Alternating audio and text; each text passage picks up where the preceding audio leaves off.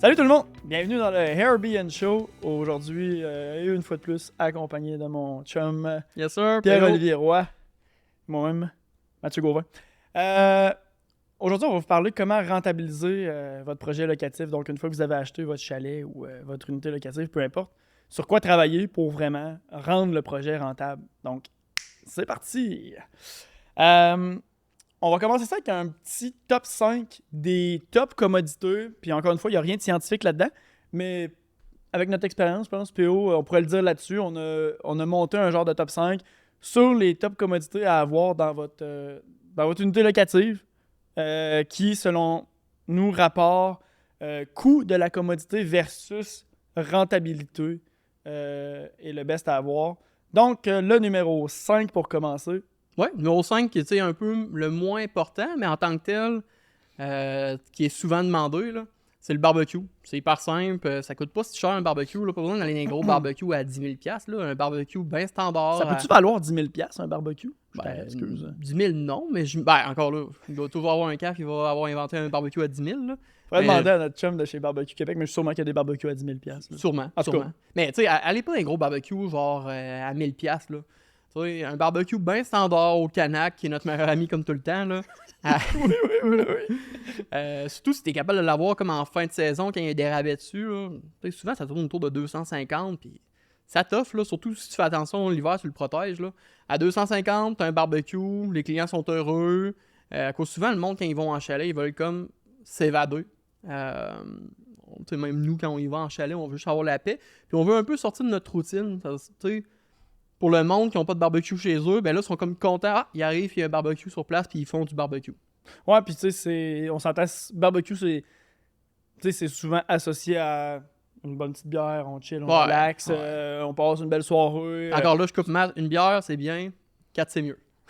C'est bon, je suis content que tu n'aies pas rentré 2 puis 3. Le numéro 4, c'est quelque chose qui marche quand même bien, des tables de jeu, genre, le billard, c'est le top, là, mais ça coûte quand même assez cher une bonne table de billard, mais tu sais, du baby-foot, des tables de billard, table de poker. Hockey sur air. Ouais, ça marche bien, les gens aiment ça, puis souvent, surtout les gros, tu sais, je pense pas que dans un chalet de 2 à 4 personnes, des petits chalets, tu sais, là, ça, c'est on s'entend, notre top 5 est basé sur un ensemble de choses rassemblées, mais c'est un must. Souvent, les petits amis sont bien contents d'avoir ça là, pour les enfants, entre autres. Là.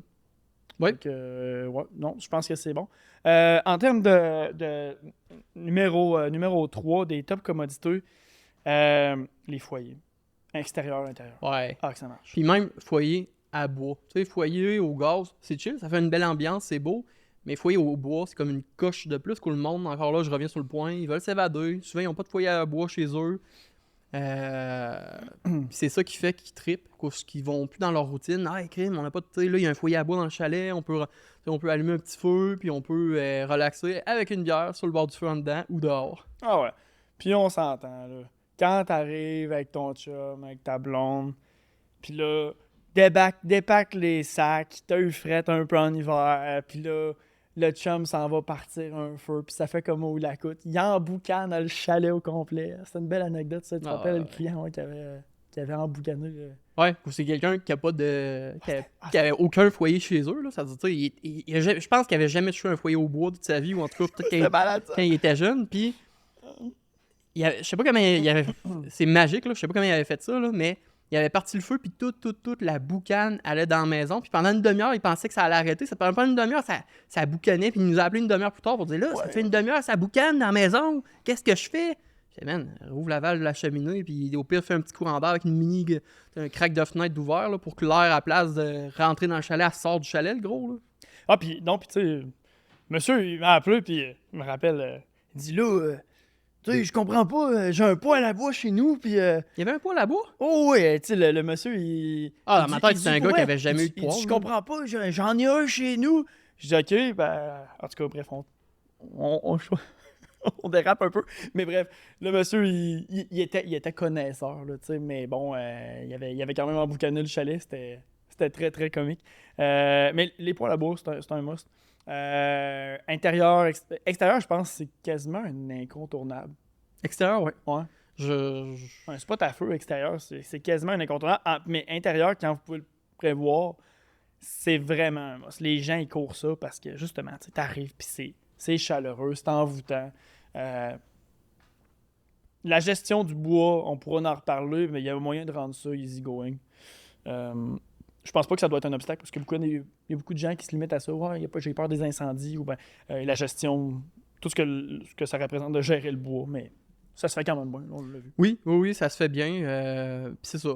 Je pense que Mathieu a dit, il y a comme un moyen de monétiser ça, mais sans être dans l'Excel. Tu sais, moi, ma mentalité, puis chacun a ses propres mentalités, je dis pas que j'ai la bonne mentalité, là, mais tu sais, d'offrir une quantité standard de bois aux locataires.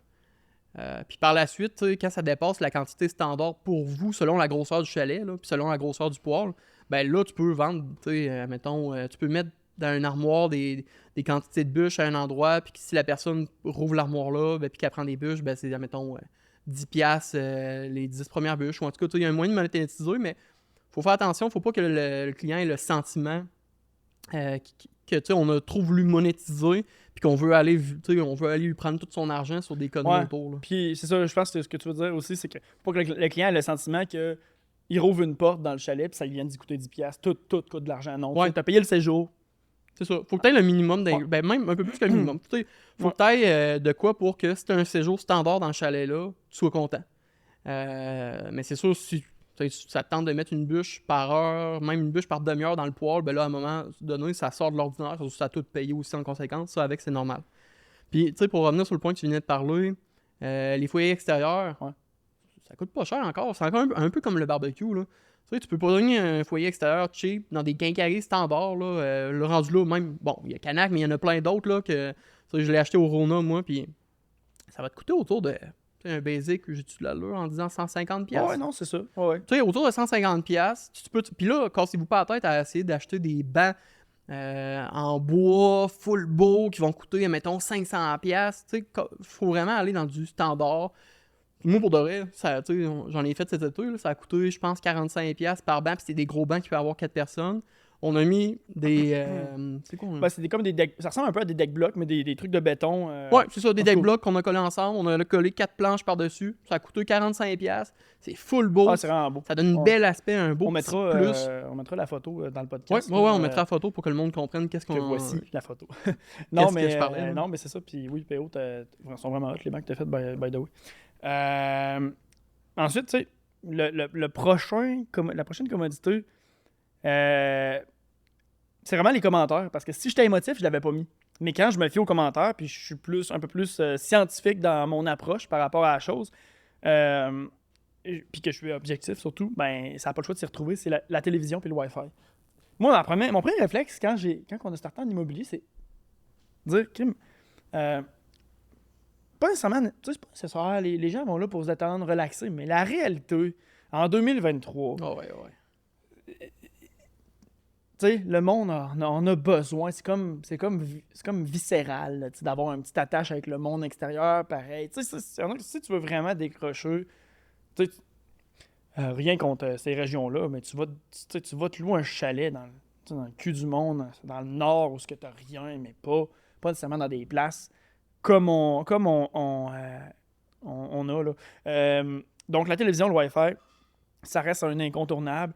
Est-ce qu'il faut commencer à rentrer dans les services de câbleau distributeur? Je pense pas. D'avoir au moins un Fire Stick. Il y a des Roku, il y en a plein d'autres, là, toutes sortes. Là. Mais avoir un Fire Stick Amazon, où les gens peuvent se connecter sur leur compte Disney, Netflix, whatever. Prime, YouTube, c'est bon. C'est vraiment un must, puis d'avoir le Wi-Fi. Fait que, tu sais, je pense à partir du moment où tu offres ça, t'es pas obligé d'avoir un câbleau, un service de câbleau distribution, tu finis par le dire. Fait que ça serait pas mal ça pour cette commodité-là. Puis, la numéro 1, PO, puis je pense que c'est un incontournable. Je te laisse aller avec ça, puis starter le pourquoi, mais c'est clair, ça revient tout le temps.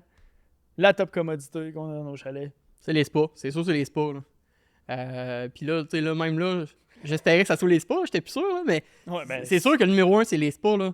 Tu sais, le monde, ils veulent louer, tu sais, surtout vos chalets qui sont vraiment 4 saisons, ils vont vouloir louer votre chalet l'hiver, mais s'il n'y a pas de spa, il n'y a pas de foyer en plus en bois à l'intérieur, ça se peut bien que ton chalet soit pas pantoute loué, là. Pour ça, le spa, c'est vraiment primordial, puis même ça permet d'augmenter ton prix de réservation, même en été, là, un peu, ça permet d'augmenter tes prix de réservation, là. C'est sûr qu'il y a des places, tu sais, comme je pense au domaine, puis nos 5 chalets au domaine à Shannon, ils ont toutes des spas, là, mais les places où tu as un plan d'eau, ça devient peut-être un peu plus, j'ai envie de dire, facultatif. L'été. Ouais. Mais l'hiver, ça ne tente pas de plonger dans la rivière en glace, là. Ben, pourquoi? C'est à la mode, les bains de glace. Tout le monde fait ça. Georges Saint-Pierre fait ça avant ses entraînements. Là, le matin, il se lève et ça va prendre un bain de glace. J'avoue. Mais je pense que si on essaie de monétiser ça puis de faire du marketing autour de ça, ça va être un flop. D'accord avec toi. Je vois mal l'enfant de 8 ans plonger dans la rivière en glace. Ah, ça n'a pas marché. Non, effectivement. Bref, tu sais, même, c'est ça. Oui, les chalets, admettons, sur le bord d'un lac ou d'une rivière, comme tu as dit, l'été, c'est moins mosse. Tu sais, tu pourrais faire ça. Mais encore là, l'hiver, le chalet-là va avoir besoin d'un autre petit attrait, un petit plus pour se faire réserver plus que les autres chalets dans la région. Puis un spa, ça va être un incontournable. Définitivement. Puis là, parce que je suis un peu tanné de l'entendre, souvent nos nouveaux clients de chaletto, qui n'ont pas de spa, puis on le recommande beaucoup. Là, on le pousse tout le temps. Là, on le met dans la gorge à tout le monde, mais c'est parce que là, ils sont « Ouais, mais là, un spa, ça va me coûter 20 000. » Arrêtez. Là. Si vous voulez pas que ça vous coûte 20 000, appelez-nous. On va vous expliquer des petits trucs. Mais d'un, tu sais, t'es pas obligé d'acheter un spa neuf. Là. Ouais. Il y en a souvent à donner. Puis, en tout cas, il y a plusieurs astuces, mais c'est pas vrai. Je veux pas rentrer là-dedans parce qu'on a un podcast complet sur les spas. Mais c'est pas vrai qu'un spa, ça coûte 20 000 là, absolument. Puis t'es avec le setup, puis tout l'électricien, la dalle. Il y a moyen de moyenner.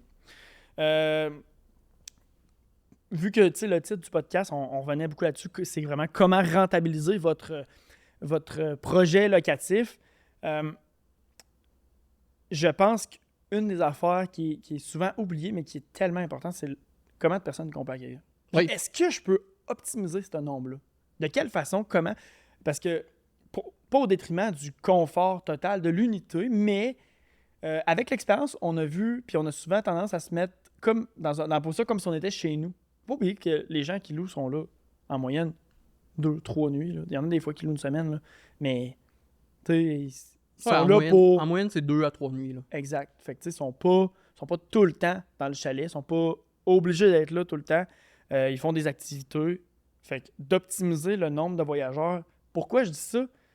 Ben, mettons le jungle, là, ça dépend des saisons, mais si on fait un chiffron, on loue ça 1000$ la nuit. Puis tu loues ça à 1000$ la nuit, fois, mettons, divisé par 10 personnes, là, ça fait 100$. Mais si tu le loues par 20 personnes, ça fait 50$ par personne. Ouais, c'est ça. C'est une fucking différence. Là. Ce qui est le fun, c'est que chez là, même tu peux le louer jusqu'à 22 personnes. Là. Puis tu sais, 1000$, c'est pas le prix à la longueur d'année. Là. Tu sais, des fois, il est à 750$ la nuit. Puis 750$ la nuit, la fin de semaine, pour 22 personnes, tu sais, c'est ridicule. Là.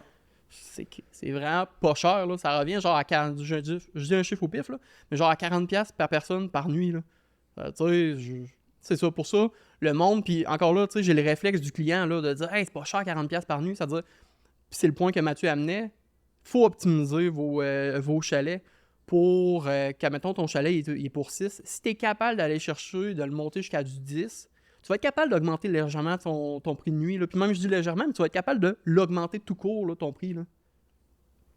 Puis, on parle du jungle, c'est un de nos premiers, là, le jungle. Puis on voulait commencer les podcasts ici justement à cause de ça. La thématique. T'sais, ici, c'est plein de petites décos pour venir aller chercher un peu la jungle. Le boiron québécois, canadien, fine, mais on est capable aussi d'aller chercher l'aspect jungle. Puis on en a parlé, je pense, légèrement. T'en as parlé légèrement dans le premier podcast. Ouais, on l'a fait. Thématique, là. C'est ça. On avait fait le test au début. Le chalet, le LGB versus le jungle. Puis LGB, pour le monde qui ne comprenne pas, c'est l'abréviation qu'on utilise pour les grands bois. Là. Ouais, c'est ça. Merci. Ouais, LGB, ça veut dire fuck all pour le monde, sinon. Là. Ouais, ben ça ressemble à LGBT+. Là, des fois, je veux... En plus. En plus. Anyway. Mais le jungle, il était loué quand même genre un bon 30% de plus. Là. Pour ça, on a vraiment travaillé la thématique de notre deuxième, le chalet des Grands-Bois, pour aller chercher quelque chose de plus personnalisé, puis plus intime, plus poussé dedans, parce que on se rend compte avec le temps que les gens achètent une expérience. Oui. Ils achètent une expérience, une immersion dans quelque chose. Puis, des fois, ça coûte pas cher. Là, je veux dire, on n'a pas mis 2000$ de décoration ici. Là. Non, pour de vrai, tu sais, je pense que notre meilleur ami ici a été le Dollarama, là. Puis le monde qui vendait des trucs sur le bord de la rue, là, ça... J'ai pas le budget à côté de moi, mais je pense qu'on a mis gros maximum, le tout complet de A à Z, toutes les fougères, toutes les plantes, tous les draps qui sont un peu plus style jungle, 2000$, puis même j'exagère en disant 2000$, puis je pense 2000$ si je compte tous les trucs qui ont pas été pétés à longue puis qu'on a renouvelé. Avant, il y avait une girafe, là. Il n'y a plus de girafe, là, mais avant, il y avait une girafe, la tête arrachée, là. Il n'y avait pas un ours ici aussi? Non, l'ours, c'est dans l'autre. OK. Ouais, non.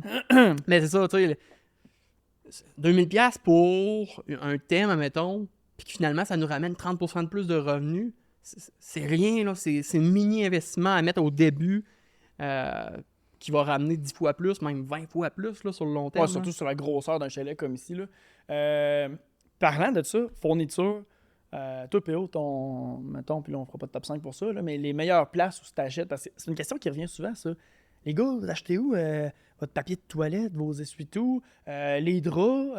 Il y en a tellement de choix. Tu achètes ça en ligne, tu fais-tu livrer, tu vas-tu dans l'entrepôt? Name it, il y a tellement d'options. Toi, mettons, à voler comme ça, ouais. Ben, je dirais, d'un, il faut avoir deux mentalités. T'es-tu proche de ton chalet, ça veut dire, tu peux-tu amener tes fournitures toi-même? À ce moment-là, ben là, tu peux aller plus vers du Walmart, Costco, pour les fournitures. Même Dollarama, pour le reste, souvent, il y a des bons deals, pas sur toutes. Là. Puis autant le Costco puis le Walmart non plus, pas sur toutes. Là. Chacun a comme leur petit point fort. Là. Par contre, si ton chalet est loin et tu veux le faire comme livrer directement à ton équipe d'entretien ménager, là, je dirais plus Amazon. Parce que nous, il y a des chalets qu'on fait vraiment livrer directement à nos clients. Puis ça, l'idéal, c'est vraiment... Tu dirais à notre équipe d'entretien ménager? Je vais dire à notre équipe d'entretien ménager. Puis ça, c'est Amazon. Ça va rester le meilleur deal. Mais sinon, c'est ça, il y a du Costco, il y a du Walmart, il y a du Dollarama. Puis même, tu sais, c'est con, mais les brosses à barbecue, moi, c'est du Canac. Je trouve que c'est les moins chers, puis eux qui t'offrent le plus longtemps quand même. Eux, du Dollarama, je pense, un par semaine. Là. Ici, dans les chalets ici, ça veut dire que ça n'est pas tant rentable, ça. Là. Il y en a et tout, certains qu'on oublie, mais genre, je sais que je l'avais entendu souvent, puis on l'a fait, ma blonde, récemment. T'allais voir, mais le Winners, pour les draps, ça a l'air que c'est super. Le Winners, puis le site Wayfair. Il y a beaucoup de deals pour les serviettes, les draps. C'est sûr, comme on disait tantôt, les meilleures places, je pense, pour le papier de toilette, essuie-tout, Costco. Je trouve que pour la quantité que tu as, le prix que tu payes, moi, personnellement, j'imagine que des fois, Amazon, dans le bout du Black Friday, ils font des deals que ça peut valoir la peine. Mais papier de toilette, essuie-tout, Costco. Les savons pour le corps, puis les shampoings, je trouve Walmart. Moi, c'est ça, j'allais dire Walmart. Même savon pour le savon à main, savon à vaisselle. Savon à vaisselle au Costco, le gros palmolive vert. Là. Ouais, c'est ça. Là, j'hésitais, savon à vaisselle. Mais à un moment donné, tu veux pas non plus faire deux magasins. Si le gros de ton stock est au Walmart la journée-là, ben, tu te casses pas la tête, même si ton savon à vaisselle est un peu plus cher. Là. C'est ça, tu penses à ton temps et à ton gaz. Les décos, ben ça, dépendamment de la thématique, Marketplace, c'est une bonne place. Oui, ben c'est ça, j'allais dire. Là, si tu peux acheter dans des ventes de garage, souvent, les ventes de garage, il y a des petites pépines d'or. Ben, pépites d'or. Puis tu me fais penser, Pio, parce que c'était pas... c'est-tu le Jungle ou LGB, quand on a bâti, on a racheté une faillite d'hôtel, puis on a pogné des draps, on a pogné des lots de draps, puis c'était-tu ici? C'est le Jungle, c'est ici. Okay, ouais, c'était le... Je pense le Hilton, tu sais, ils n'ont pas fait faillite, mais ils refaisaient tout le Hilton à Québec, au complet de A à Z, là, tout l'immeuble. Puis ils vendaient tous les matelas, tous les draps, tous les oreillers. Puis on est rentré avec 2-3 U-Haul, puis on vidait l'hôtel là, puis tu sais, eux étaient contents qu'ils se faisaient de l'argent. Nous, on était contents à cause que ça aurait coûté 10 fois plus cher. Là. C'est-à-dire, oui, des fois, il y a des bons deals comme ça. Puis tu sais, des fois, il y a du monde aussi, comme là, il y a notre compagnie d'entretien ménager à Québec qui nous a mentionné un de ses grossistes. Si vous êtes capable d'avoir des contacts avec des grossistes, c'est sûr, tu sais, souvent aussi, ça va être une bonne affaire à faire. C'est un peu plus dur à avoir, mais souvent, c'est des bons contacts à avoir. Là. Parce qu'ils ont des prix escaliers. Là. Fait que souvent, plus tu en achètes, plus tu as des deals. Fait que là, ta compagnie d'entretien manager peut te le... En tout cas, il y a des astuces là-dedans. Effectivement. Si on revient un peu à ce qu'on disait, puis des points importants pour rentabiliser son projet locatif, une affaire que je trouve qui est souvent négligée, puis qu'on doit, même nous avec Chaletto, on doit reprendre les clients, puis on en reparle, puis après, ils voient l'importance, c'est les photos. Les Christie de photos. C'est tellement important. Puis, pourquoi je dis que c'est important? Moi, selon moi, c'est parce que, vos locataires, là, avant de louer, là, ils viennent pas visiter votre chalet. Ils achètent les photos. Ils achètent ce qu'ils voient quand ils magasinent en ligne, c'est les photos. Fait que c'est vraiment important. Les photos, négligez pas ça. Je dis pas de payer le plus cher, je dis d'acheter un bon service. Peu importe vers qui vous allez aller, achetez un service de professionnel. Moi, tout, là, mon iPhone 12 Pro, il prend des Christie de belles photos, là. Mais c'est pas la job d'un photographe professionnel. J'aurais pas la qualité d'image, puis surtout, je pense pas avoir le talent non plus, là, tu sais. Fait que c'est vraiment important. Qu'est-ce que tu as à dire? Toi, tu penses-tu pareil, PO, les photos? Oui. C'est même pas un point, là. C'est sûr que oui. Mais j'étais en train de me dire, tu m'as fait comme penser à de quoi? Qu'on l'a fait pour notre jungle ici encore au début, puis on l'a fait même pour notre chalet ou la coûte. Tu sais, quand on veut faire une mise en marché rapide, même quand le chalet n'est pas 100% terminé, tu sais, on veut pas tout de suite payer un vrai photographe. Pour pas payer tout de suite, mettons, j'ai un chiffre au pif, là, 350$ pour le photographe, qu'on va devoir reprendre des photos dans 2 mois à cause que là, on va avoir fini l'aménagement avec les ladéco et tout ça. Ben là, à ce moment-là, par contre, l'idée de prendre des photos toi-même puis de faire attention, là, de bien cadrer, de bien chercher les couleurs. Mais là, à ce moment-là, l'idée de faire des photos moins belles peut être bonne pour la mise en marché pour que tout de suite, dès le début, tu sois capable d'aller chercher des locations, des clients, avant que ton chalet soit à 100% terminé. Dans le sens que, je dis des dates au pif, là, ton chalet, tu le sais qu'il va être terminé, puis il va être meublé, il va être prêt de A à Z pour le 1er juin. Ben, tu sais, tu peux, normalement, le 1er mai, le 3/4 du stock va être fait, là. Tu peux commencer déjà à prendre des photos, l'afficher, l'indiquer par contre dans la description, l'indiquer en gras et en majuscule, là, qu'il va pas être terminé. Tu sais, ça va peut-être te faire 2-3 réservations que tu vas pas avoir eues sinon si tu n'aurais pas fait ça, là. Souvent, le monde a booké, là, tu sais, confirme. Du moins, si tu es d'accord avec moi, mais souvent, le monde a comme confirmé, ont loué là, les chalets comme 3 mois d'avance.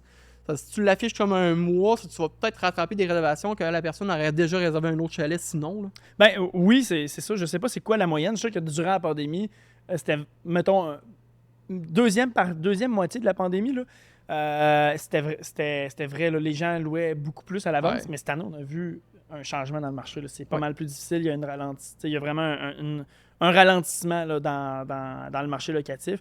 C'est pas que c'est juste différent. Je pense que le marketing doit être fait différemment. Mais c'est ça. Puis là, c'est là que ça devient trippant à cause qu'avant, peu importe, tu avais une cochonnerie comme chalet, que tu t'en foutais, tu avais pris des photos tout croche. Le monde louait ton chalet.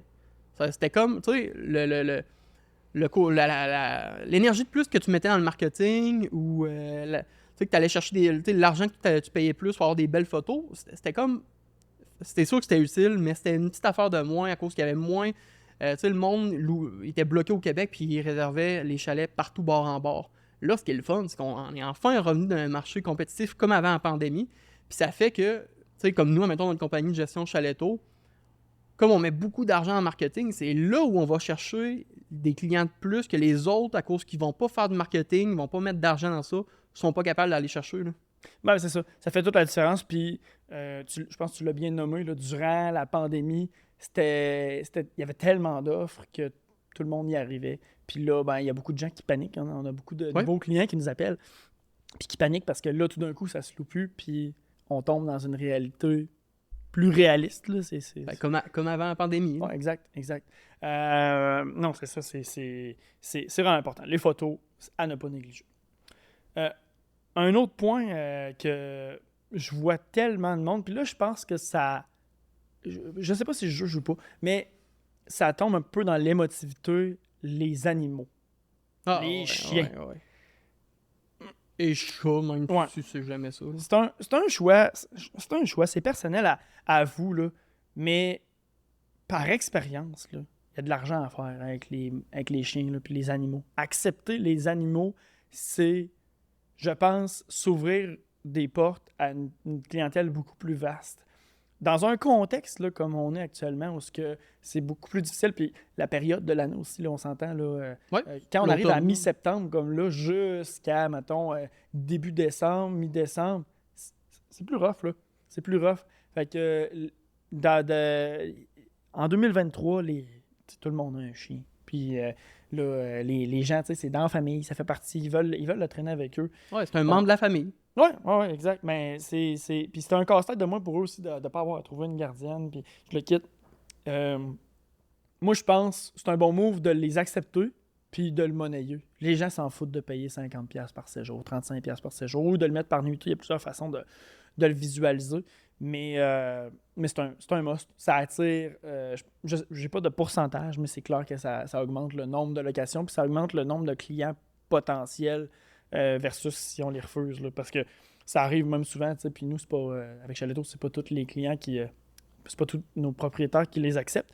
Mais des fois, c'est ça qui est le fun avec le filtre d'une compagnie de gestion. Le locataire nous contacte, moi j'ai mon chien, puis est-ce que je pourrais l'amener dans ce chalet-là, puis là normalement on les accepte pas, on reparle avec le proprio, puis souvent ça se passe tout le temps bien. Là. Faut pas oublier, je l'avais dit dans le premier podcast, mais le détachement émotionnel c'est tellement important d'arriver justement à se dire qu'on peut réclamer ces débris. Fait que ultimement, il y a façon de bien gérer ça, mais je pense que d'accepter les animaux c'est une bonne chose. Ouais, puis tu sais, mini anecdote, là, on a commencé dans le Grand Bois il y a 7 ans, mettons, puis là, on a même notre chalet ou la coude qu'on permet les chiens, on a le jungle qu'on permet les chiens, tu sais, pour de vrai. La pire catastrophe qu'on a eue, vite de même, c'est qu'un chien qui avait uriné dans un rideau, ça avait coûté 30$ d'entretien ménager, on l'avait bien lavé, puis that's it, là, ça avait été réglé. Tu sais, on n'a jamais eu de dégâts qui faisaient que faudrait bannir les chiens, puis il faudrait bannir le revenu que les chiens-là nous amènent. Ou à la limite, on a eu, admettons, des clients qui n'avaient pas ramassé leur crotte du chien sur le patio. T'sais, on leur avait chargé 50, 75, 50$.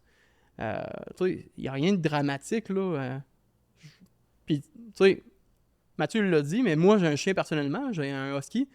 Puis, tu sais, le faire garder, là, il me semble que c'est 40$ par jour. C'est-à-dire, entre payer 40$ par jour, puis, pas savoir s'il est bien, et pas savoir si, même si je l'envoie à un endroit que je connais, puis je sais qu'il est bien, mais pas savoir s'il est bien traité. J'aime bien mieux payer 75$ ou 50$ par jour, ou 75$ le séjour complet, pour avoir mon chien avec moi, puis que lui, il est bien, moi, je suis bien avec lui. Ça amène un petit côté aussi familial. Ton chien, c'est ta famille, il est avec toi chez toi, ben tu sais, c'est le fun quand tu peux, si tu veux, t'es pas obligé, mais si tu veux, c'est le fun de pouvoir l'amener. Là. Mais ça amène pas de dégâts. Ça reste, aujourd'hui, je pense qu'on dit une opinion, mais c'est quand même basé sur notre expérience avec le temps, puis d'accepter les chiens, c'est sûr que ça amène plus de réservations, puis ça limite beaucoup moins. On l'a vu, on le vu, puis on le voit encore, surtout dans une période où l'économie est plus difficile puis qu'on doit être vraiment plus agressif dans notre approche, dans nos prix, dans notre mise en marché. Parlant de prix, de mise en marché, une autre affaire, je pense qu'il y a vraiment une bonne astuce pour rentabiliser le projet, c'est de séquencer vraiment, puis pas juste en 2-3 parties dans l'année, mais vraiment, nous, on le fait, je pense, en 10 phases, mais de séquencer votre calendrier en fonction des saisons, des fériés, puis de mettre puis là, tu sais, c'est sûr que quand tu n'as pas une compagnie de gestion, c'est plus difficile à faire, puis ça prend des logiciels en arrière, mais de venir, tu peux le faire avec Airbnb, par exemple, puis toutes les plateformes te le permettent, mais en réalité, ça devient compliqué de les... C'est ça, tu n'es pas capable de tout synchroniser les plateformes ensemble, il faut que tu le fasses, admettons, tu es affiché sur 4 plateformes, il faut que tu le fasses manuellement sur les 4 plateformes, ça te prend un bon bout de temps, quelques heures pour... C'est ça. Mais il y a de l'argent à faire là parce que, exemple, là, récemment, on a passé le férié de la Foire du travail. Toutes nos unités locatives avec Chalet-Tour étaient programmées que le client devait réserver un minimum de 3 nuits pour la fin de semaine. Ce qui faisait en sorte que il y avait une règle de 3 nuits sur la nuitée de vendredi, la nuitée de samedi. Fait que les clients étaient obligés de réserver la nuitée du dimanche pour partir le lundi. Parce que qu'est-ce qui se passe? Souvent, ce qui est poche là-dedans, c'est que là, tu es un férié, tu as une belle fin de semaine de 3 jours, ton client va arriver, il y en a un qui peut te booker une réservation, il arrive le samedi, puis il part le lundi matin. Mais là, t'avais 3 nuits, puis ta nuit de vendredi est foutue. T'auras pas de client qui va louer genre du mercredi au vendredi, ou en tout cas, si t'en as un, il va falloir que tu sois agressif dans tes prix. Fait que de venir séquencer les fériés pour mettre des règles pour être capable de l'optimiser, puis aller louer à des clients qui vont le prendre au complet. Fait que tu perdras pas de nuiteux. Ça, c'est un bon move. Mais ça, je me dis, tu sais, pour nous, pour toi puis moi qui fait de la location depuis longtemps, c'est d'emblée, c'est logique, mais je voudrais spécifier un point pour le monde qui ont peut-être jamais fait de location, qui ont même jamais loué de chalet. Il doit pas en avoir beaucoup, mais quand même. Tu sais, les prix de nuit la fin de semaine, c'est là que tu vas aller chercher vraiment ta rentabilité du chalet, ou c'est là que tu vas aller louer plus cher. Là. Si, mettons, tu loues 100$ les jours de semaine, la fin de semaine, tu vas aller louer, mettons, j'ai un chiffre au pif, 200$, là. C'est tes nuits vraiment les plus importantes pour augmenter la rentabilité de ton chalet. Je vais juste spécifier ça au cas où il y a du monde qui ne savent pas ça. Là. Non, c'est super important. Puis personnel, qu'est-ce que tu dis? Puis dans le fond, ça vient aussi dans le même ordre d'idée que à tout prix, faut que tes fins de semaine soient louées. Faut que tes fins de semaine soient louées. S'ils sont pas loués, c'est que t'étais trop. Il y a un problème quelque part, c'est que tu étais un peu trop cher. Retravaille tes algorithmes, tout ça. Mais normalement, nos taux de location de fin de semaine, nous, en bas de 100%, on se remet en question puis on se parle. Puis c'est arrivé cette année, là. Mais on l'évalue puis on le regarde parce que c'est pas normal. Faut que tu loues toutes tes fins de semaine. Puis c'est ça, séquencer les saisons. Fait que tu sais, les fériés, la semaine de relâche, la semaine de la construction, c'est des périodes qui sont très, très précises. Noël, jour de l'an, c'est très fort. Fait que si on part, mettons, de janvier, ben, du 1er janvier, jour de l'an, jusqu'à la fin des vacances, où ce que les enfants retournent à l'école, c'est super bon. Après ça, on va retomber dans des prix normaux, où ce que nos fins de semaine vont être plus élevés, les prix de la semaine beaucoup, beaucoup moins élevés.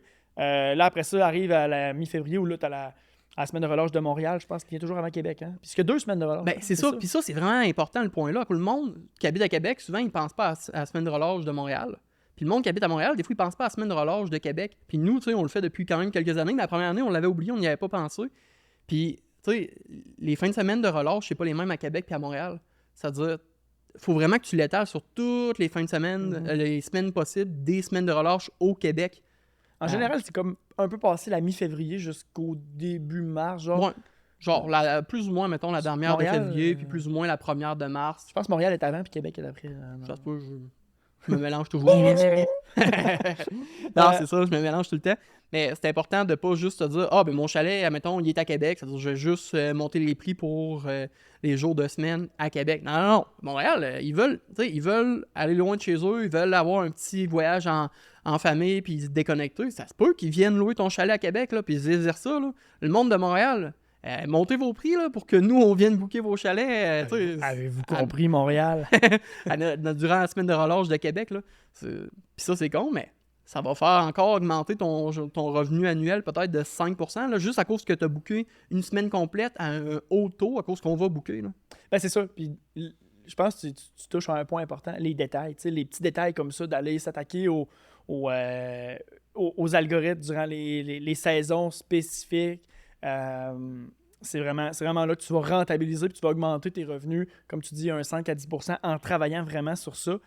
Mais c'est sûr que, en tout cas, avec un chalet, ça doit se faire, mais quand tu commences à en avoir 2 puis 3 sans support de logiciel en arrière de PMS ou d'une compagnie de gestion, c'est vrai que ça peut être un peu plus un défi, mais c'est là qu'il y a du cash à sortir puis à rentabiliser. Puis pour finir avec les saisons, les calendriers de prix, on a parlé de la relâche, mais bon, l'été, les semaines de la construction, pensez beaucoup avec les calendriers scolaires, souvent les familles. Quand l'école termine, dans le bout du 20 juin, avec la Saint-Jean-Baptiste, là, les prix, ils drive.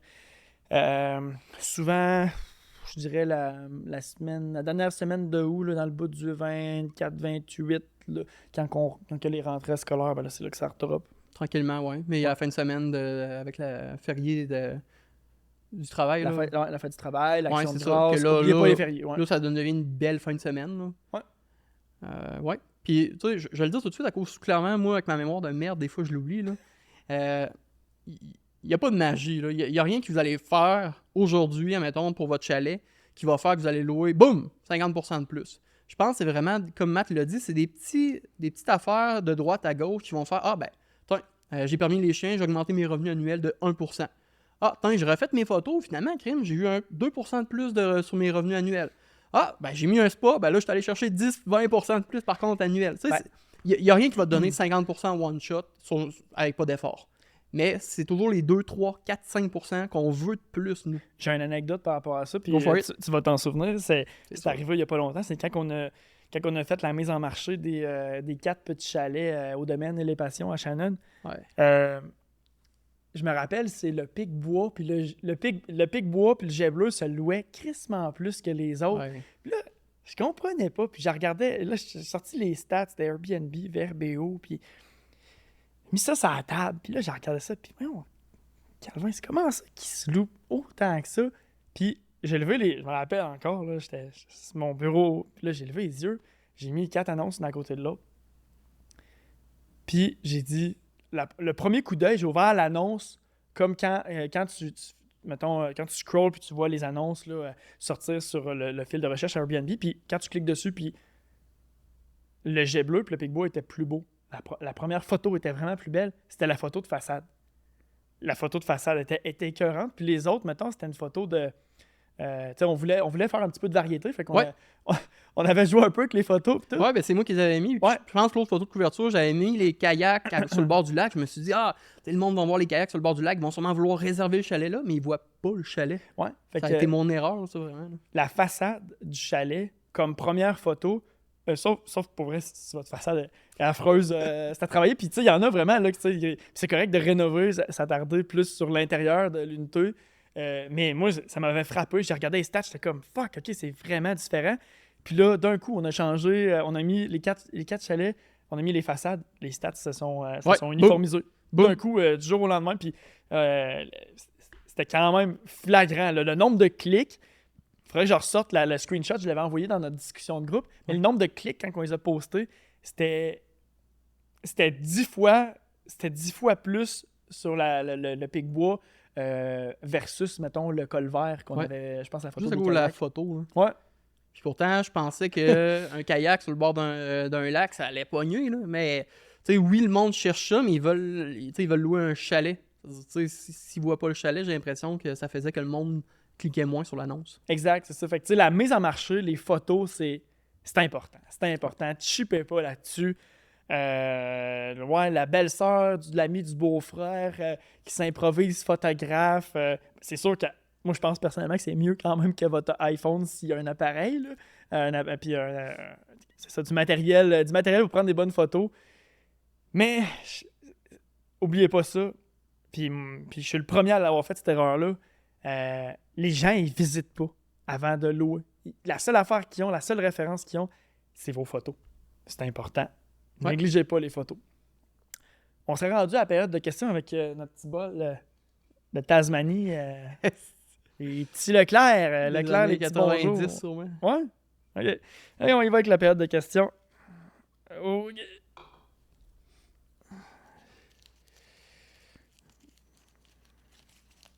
Suzanne. Avec la télévision, quel service fournir? Ben, on vient d'en parler là. Bref, on peut vite en reparler. Comme tu as dit, le câble, c'est pas tant nécessaire, là, sauf si vous voulez vraiment offrir du gros luxe, mais c'est pas tant nécessaire. Assurez-vous juste d'avoir, mettons, pas Airbnb, désolé, Netflix, Disney+, Prime. Puis tu sais, encore là, pas nécessairement avoir les trois, ça va être cher pour rien. Là. Juste un des trois. Ouais, ben, puis ça, c'est un autre point. En réalité, quand tu achètes un Fire Stick, les applications des plateformes sont gratuites dessus. C'est les comptes. Moi, personnellement, aujourd'hui, tout le monde, ou presque, a des comptes Netflix et ou Disney et ou Prime et ou Crave. Puis encore une fois, sur les Fire Stick, il y a YouTube. YouTube, ça coûte rien. Ouais, absolument. T'es même pas obligé d'acheter, je pense, un service par mois. Tant mieux si tu le fais. Mais est-ce que c'est une obligation? J'aurais envie de dire que non. Mais j'avoue, puis en réalité, tu sais, mettons notre chalet ou la coûte, là, c'est con, mais le compte, là, c'est juste mon compte Prime. En cause, je suis abonné à Prime avec Amazon qu'on a mis là. On paye pas vraiment pour ça. Là. Ouais. Ça veut dire, oui, non, je pense que tu as soulevé un bon point. Le 3/4 du monde, même 90% du monde, ont normalement des comptes Netflix, Prime, whatever. La prochaine question, c'est Alain. le bois, comment, d'un, est-ce qu'on fournit le bois? Comment le gérer? On le fournit juste à l'extérieur? Il y a beaucoup de questions là-dedans.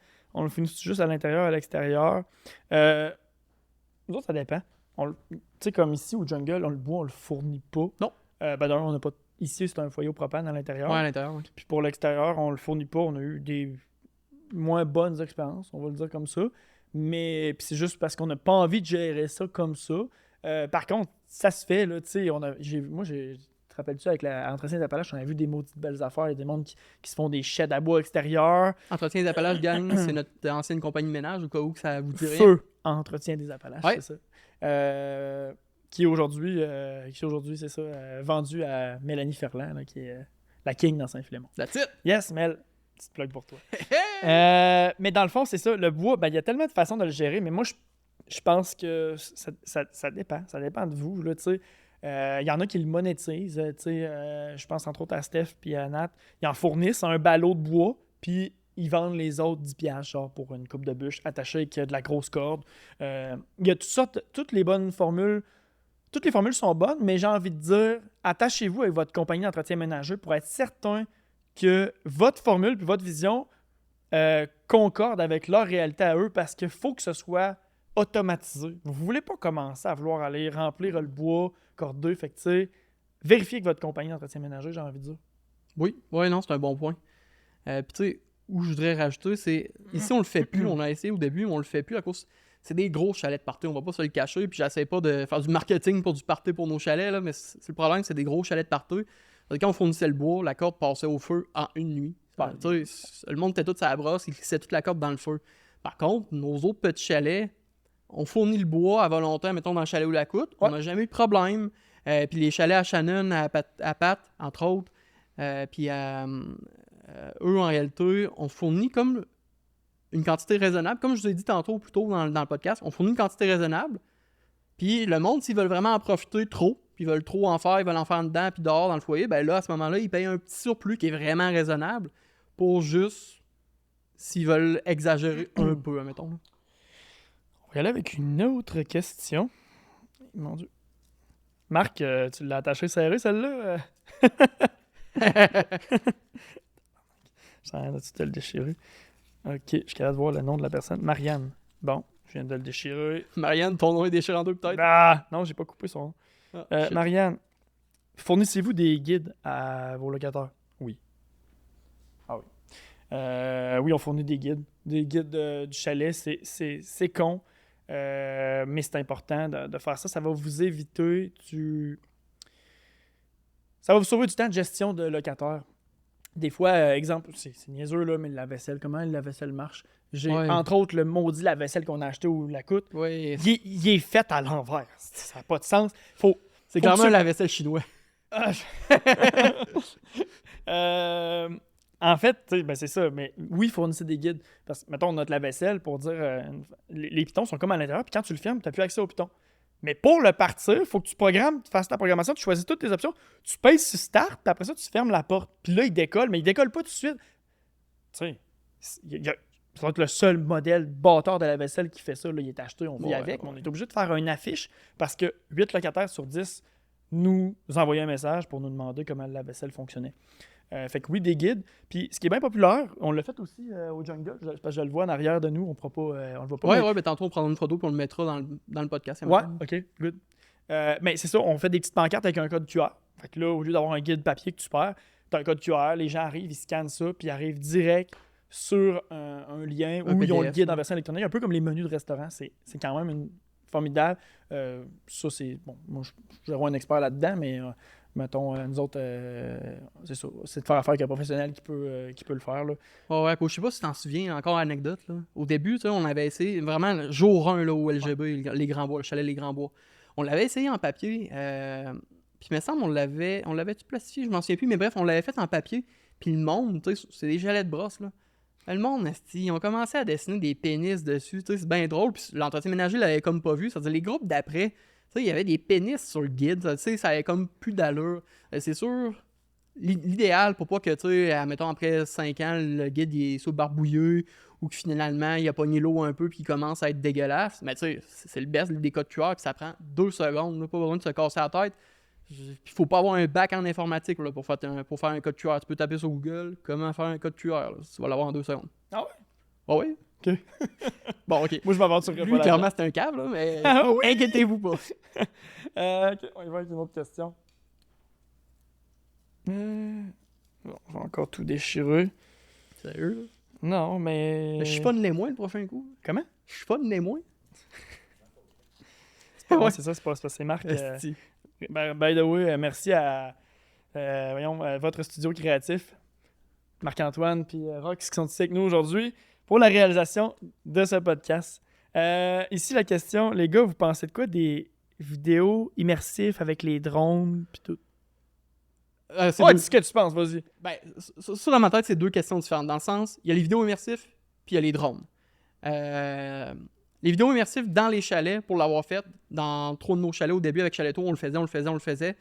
Ça n'a pas tant été en réalité, personne ne les regarde, il n'y a pas de clics. On peut voir le nombre de clics sur nos vidéos via notre lien sur Chalet-Tour. Il y a presque personne qui regarde les vidéos là. C'est-à-dire, vraiment, les vidéos immersives des chalets, je ne vous conseille pas de payer pour ça. Sauf si vous vraiment voulez mettre de l'argent pour avoir peut-être 2-3 clics de plus. Là. Par contre, les photos de drone, ça, Matt, moi, je suis all-in pour ça. Souvent, ça fait des belles photos des chalets en haut. Ça donne une vue d'ensemble aussi du secteur. Ouais. Tu le vois si ton chalet que tu veux louer, finalement, s'il est un peu isolé ou finalement, tu le vois pas ces photos, mais sur la photo de drone, finalement, le chalet est à 10 mètres à côté. Bref, je pense que autant en termes de clients qui regardent, qui veulent louer un chalet, que même les propriétaires, ça fait des meilleures photos. Là. Okay. On y va avec la dernière question, gang. Puis après ça, on va tomber dans le fait cocasse. Ah, cocaïne. Ah! Je vous donne un petit indice. T'as vendu le punch. Ah, j'ai juste dit cocaïne. If you wanna get high, you've gotta take a ride. Cocaine. Les gars, est-ce que vous prenez des dépôts de sécurité? Oui. Toujours. Incontournable. Quand vous faites affaire avec des plateformes, VRBO, il faut que tu le programmes, il faut que tu le rentres le montant. Mais mettons Airbnb, c'est AirCover. T'as pas besoin, ils en prennent plus de dépôts de sécurité maintenant Airbnb. C'est vraiment des plateformes comme VRBO. Je pense Oui Chalet aussi, il faut que tu le programmes. Oui Chalet, il faut vraiment que tu le programmes bien, tu mets le montant. Oui Chalet, il faut vraiment aller bien le programmer. VRBO, tu fais juste cliquer à un endroit puis il est programmé. Puis Airbnb. Non, il faut aussi que tu rentres le montant à VRBO. VRBO? Ouais, il faut aussi que tu rentres le montant.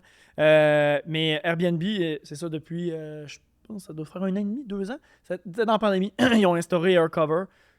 Puis il n'y a plus de dépôt de sécurité, mais ça fonctionne autant bien là, pour réclamer. C'est juste que gardez vos factures. C'est ça, ayez des preuves en main pour justifier quand vous réclamez quelque chose. Puis le dépôt de sécurité, surtout quand vous louez hors plateforme, ça, c'est le seul moyen d'aller rechercher de l'argent, là, s'il y a de quoi. Fait que moi, je pense que c'est vraiment important. Exagérez pas ces montants, par exemple. En tout cas, je vois des affaires, là, des dépôts de sécurité à 2000-2500 $. À moins que vous louiez un chalet qui vaut 1 million. Faut pas oublier, souvent, bon, c'est juste des montants qui sont gelés sur la carte de crédit. Mais par expérience, ça peut bloquer, ça peut breaker des clients potentiels. Fait que tout est dans le raisonnable de la chose, je pense. Là. Mais les dépôts de sécurité, c'est un incontournable. Bon! Fait cocasse. PO, ouais, il a parlé de poudre. La poudre! Dans tous les podcasts, vous allez voir, on va souvent le répéter, les pires conneries, ça va être dans les gros chalets. Que ça soit le chalet Jungle, chalet l'Oasis, chalet Les Grands Bois. Tu veux pas les meilleures anecdotes. C'est tout le temps avec du monde bien chaud dans des parties normalement. Là. Puis pourtant, on en a des petites dans les petits chalets, là, mais les meilleurs, ça va être dans les gros chalets. Puis là, en réalité, c'est dans notre spot juste ici, juste qui est à côté au Jungle, là, qui est sur la galerie. Ça veut dire une belle vue sur la montagne. Quand l'entretien ménager, le lendemain que les clients soient partis, ils ont fait le ménage. Le spa était quand même dégueulasse. On a vu 100 fois pire, là, mais il était quand même dégueulasse. Il y avait des canettes de bière autour du spa.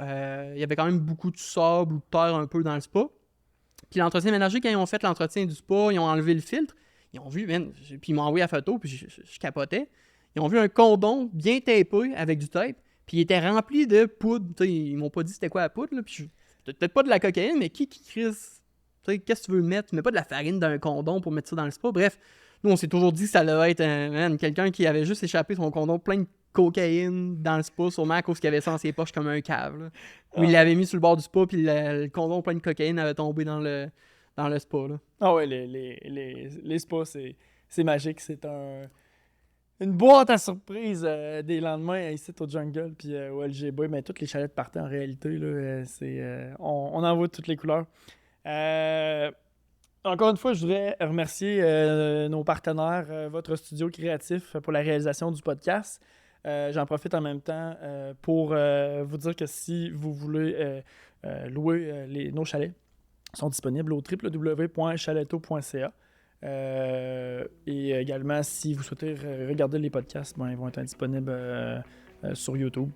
Donc, c'était P.O. et Matt. Cocaïne! Dans le Airbnb show. Bonne journée, guys. C'était une joke, hein? Pas de cocaïne, gang.